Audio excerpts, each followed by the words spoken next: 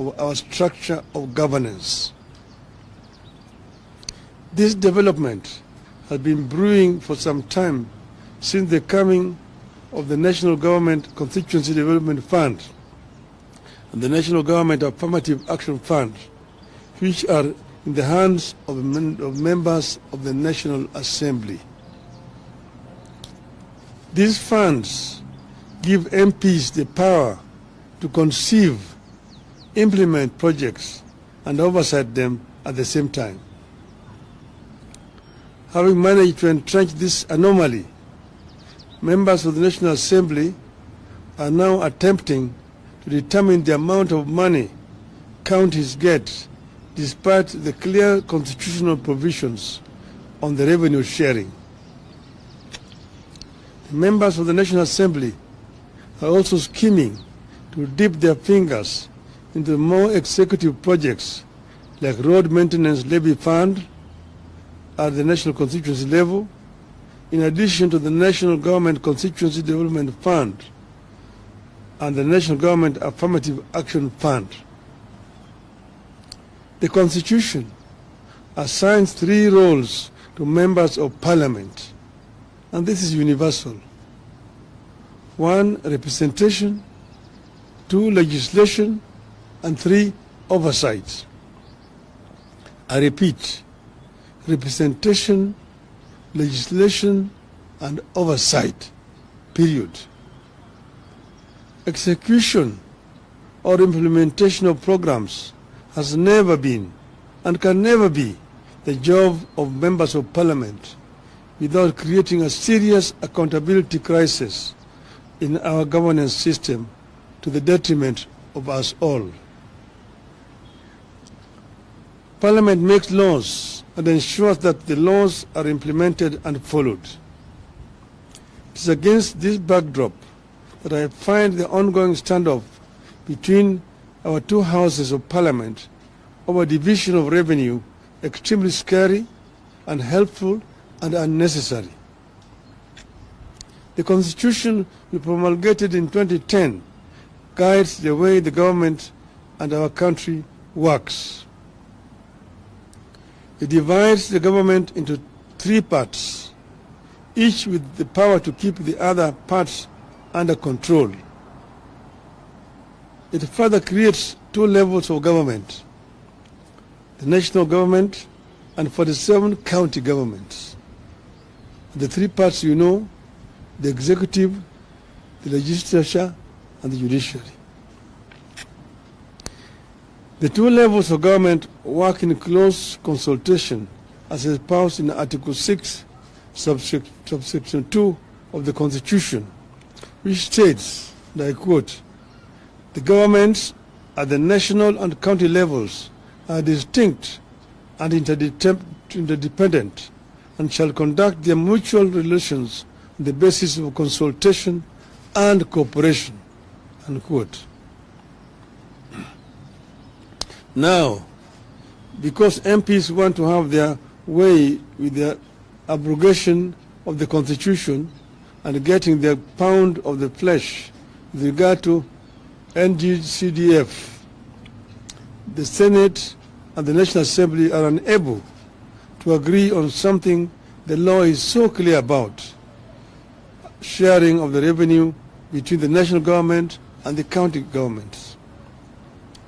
Apparently, the National Assembly is in support of provisions that will lower the amount of money shareable to counties against the provision of the laws of the land and the tradition established since the coming of the devolved units.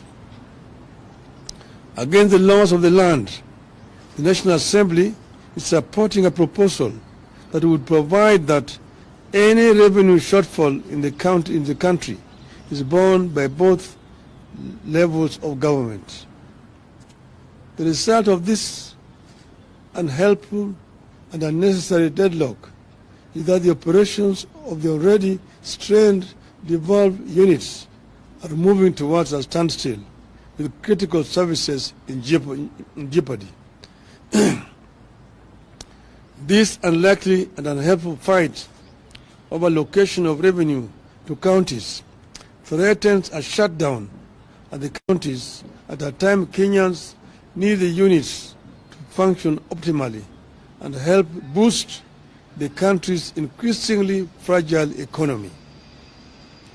The National Assembly is pushing for the proposed amendment to the Division of Revenue Act, in which they recommend a 380 billion allocation to counties, which stands in contrast to the 400 billion already stipulated in the Appropriations Act, which is currently in force.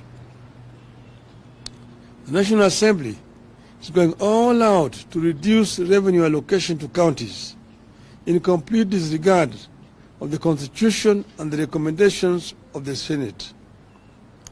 This move is not only illegal and unconstitutional, it also sets an extremely dangerous precedent which, if allowed to stand, will lead to a slow but steady strangulation and eventual killing of counties.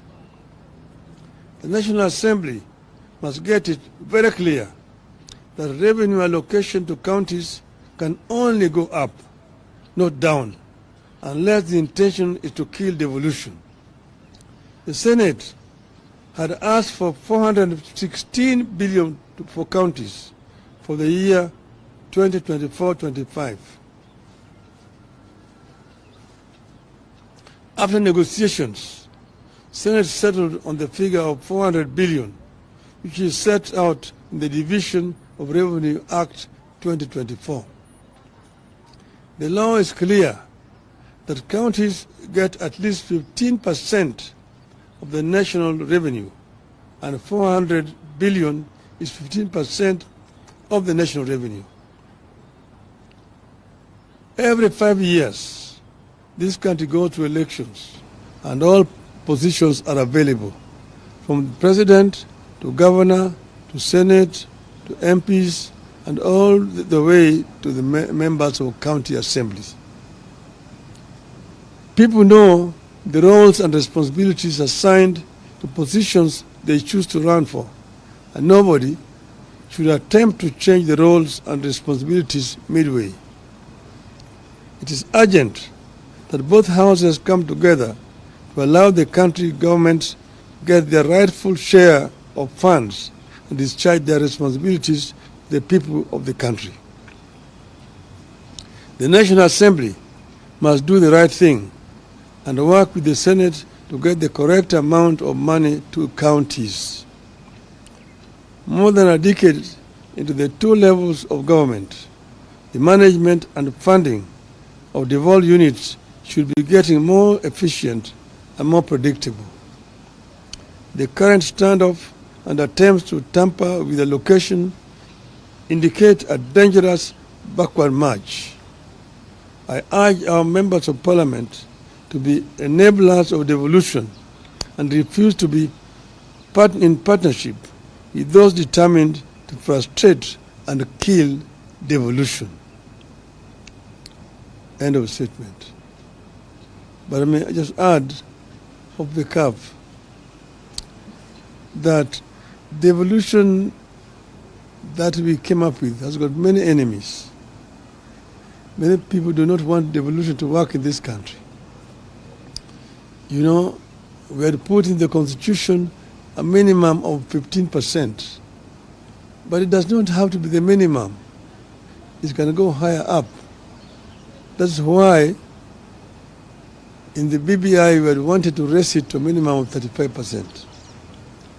For your information, in a country like Nigeria, which is devolved, a three-tier, the local governments get 20% of the revenue. The state government get 35%. The federal government gets 45%. In other words, 55% of the total revenue in Nigeria are devolved. And that's when the devolved units work is when the country works. It is in the interest of the national government to release more resources to the counties. That is when this country is going to be properly run. Because there are several devolved functions like health, like agriculture, and part of infrastructure, which is not working properly because resources are not going down to the counties. A big chunk of the money going to counties today is purely for recurrent expenditure, paying salaries to the staff. Very little money is remaining for the governors to do development work. And that's the reason why I find it very unfair that governors are being blamed for lack of development in their counties. And members of parliament should move away from trying to construct roads, from trying to construct health centers, schools and so on.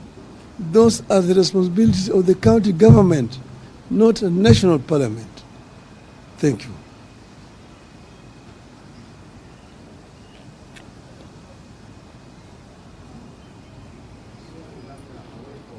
No, only this subject.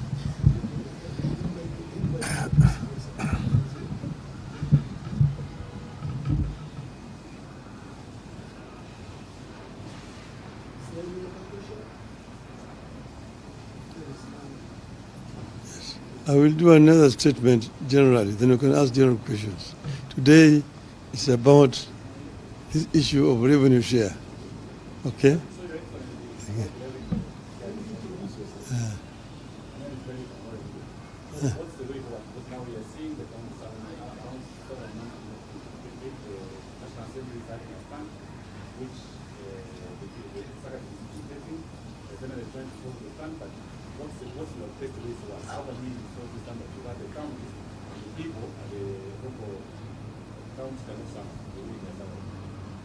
No, you see, it's a standoff which is unnecessary. I'm just asked the members of National Assembly to be more patriotic and move away from functions which are not theirs. It is very clear. It's so clear that, I feel very frustrated because I was involved in the drafting of this constitution. And we know exactly how this constitution is supposed to work. But the greed of members of parliament. Members of parliament want to be constructing roads. Members of parliament want to be constructing health centers. They want to be contractors themselves. Who is going to oversight the government? If the oversighter himself is the implementer. It does not happen anywhere in the world. We want Kenya to understand exactly what the Constitution provides and who is really at fault here.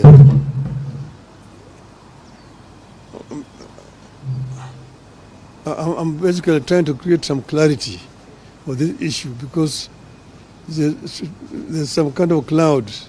People don't understand really the bone of contention between the Senate and the National Assembly.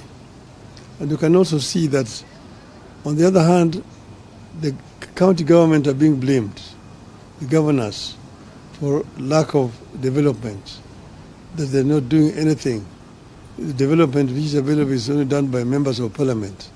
See members of parliament constructing roads, members of parliament constructing health centers, schools and so on. Because the funds which are supposed to go to the counties for those purposes are being held by the national government in what they call National Government Constituency Fund. And even this road levy fund is going to members of parliament. This is not the work of MPs, this is the work of counties. Today, the bulk of the revenue that goes to counties goes for purely recurrent expenditure. Nearly 70% of the revenue going to counties is only for recurrent expenditure, paying salaries to workers and so on. Only 30% remain for development, which is very inadequate indeed. Because the bulk of which should be going there is going into these other funds, which are under control of members of parliament. So if that were to change, then the equation would change. Nearly 50% of revenue going to the counties would be for development projects. And the counties are the ones which are actually best suited to do the development. And then you've got the county assemblies to oversight.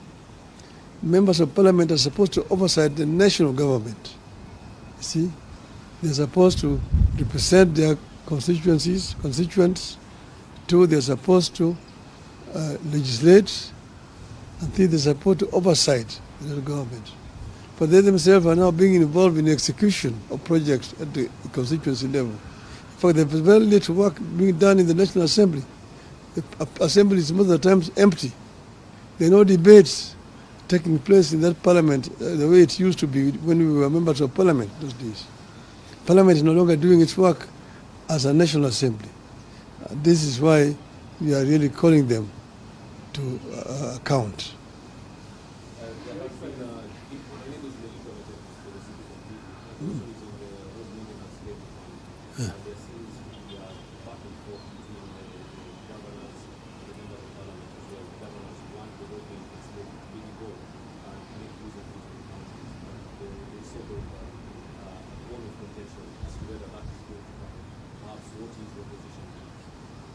You have said that fuel levy fund is supposed to be used for maintenance of roads at the national level and at the county level.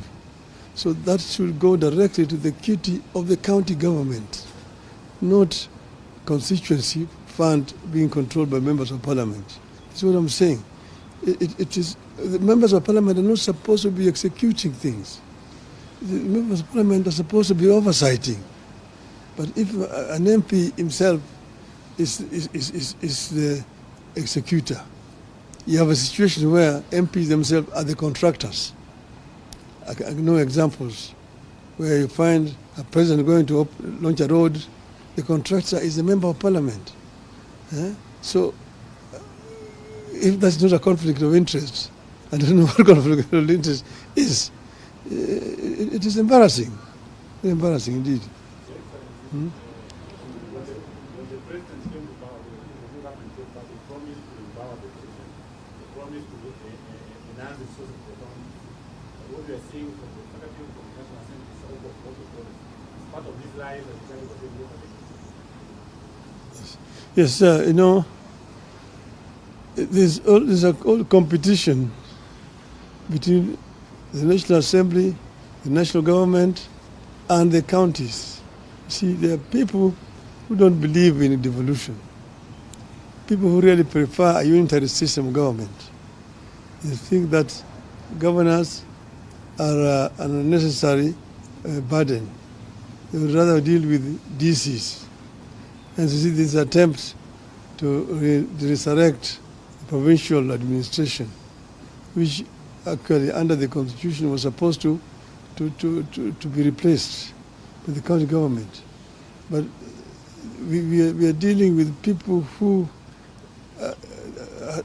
do not want devolution. So devolution is under threat. And those of us who were there, who fought to bring devolution, must stand up and be counted and defend devolution. We do believe very strongly that a devolved system of government is what will ensure equity